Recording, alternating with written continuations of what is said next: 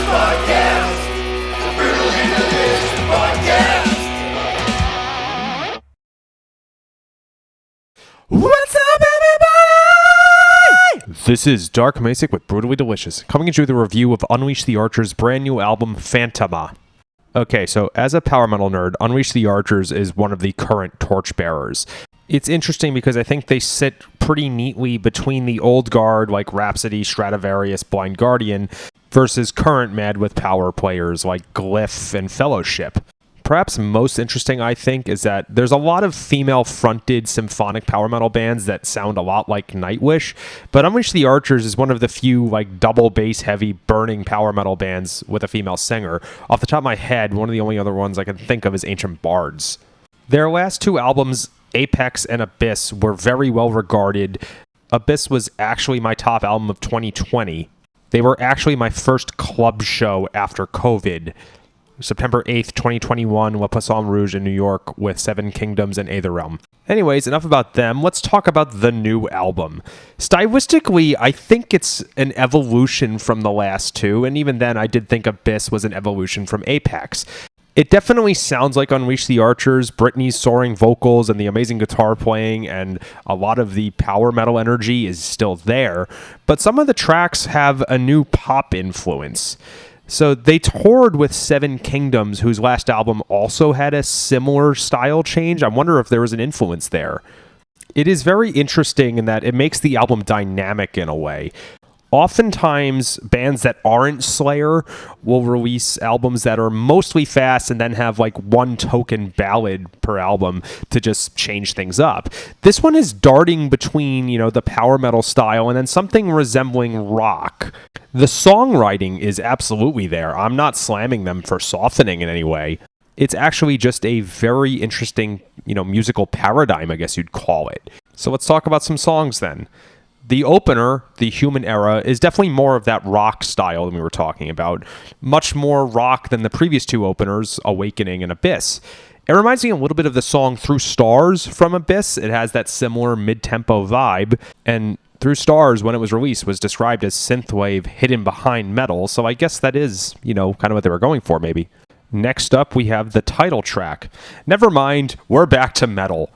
It's an oddly optimistic kind of power metal. There was definitely some great double bass drumming here, but there's also a great synth addition that just adds a very cool layer to the song. There's a great chorus, too. I know I say that about every fucking power metal song I review, but, what else do you want me to say? That's what makes the genre, right? Just a quick note here. It's about this point of the album when I thought the album sequencing was a bit odd. I thought that title track would have made a much better opener.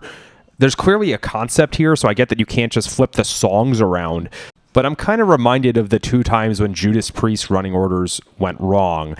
That is, Rapid Fire is normally the opener to British Steel, but for the US, they decided to put Breaking the Law there. And then for the remaster, reissue, whatever the fuck, of Sad Wings of Destiny, they literally flipped side A and side B, so Prelude into Tyrant is now halfway through the album instead of the opener. Anyway, sorry for the random history lesson. The Collective. Here's another one of those this should have been the opener songs. Great combo of double bass, burning power metal, with a really cool dark twist towards the end.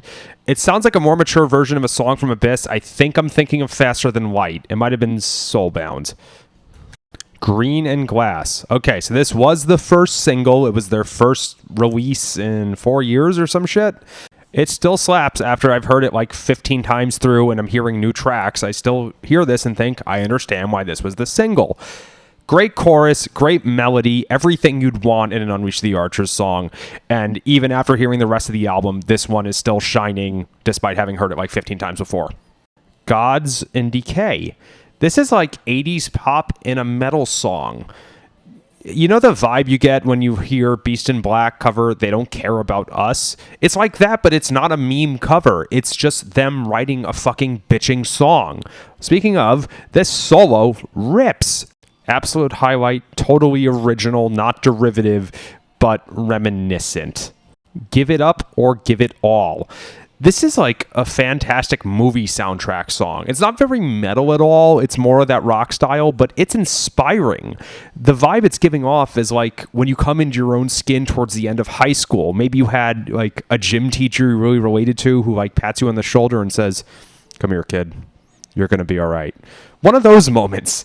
It's not the same style, but I was reminded of what Battle Beast tried to do with the song Endless Summer. I think this is much better, but it's kind of like that departure of style for the sake of writing something uplifting. Last but not least, Blood Empress. Okay, so I'm often a sucker for last songs, and this is no exception. There's definitely a good finality to this song, and I totally stuck with the line, I'd rather die for tomorrow than live for today. That is absolutely last in line by Dio level.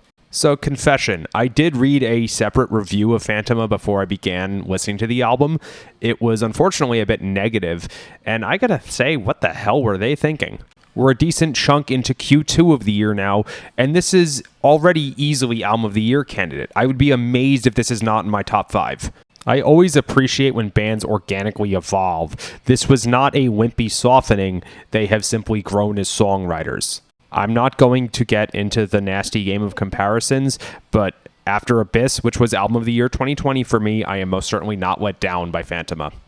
Great effort, dudes. Rock on. See you with Powerwolf.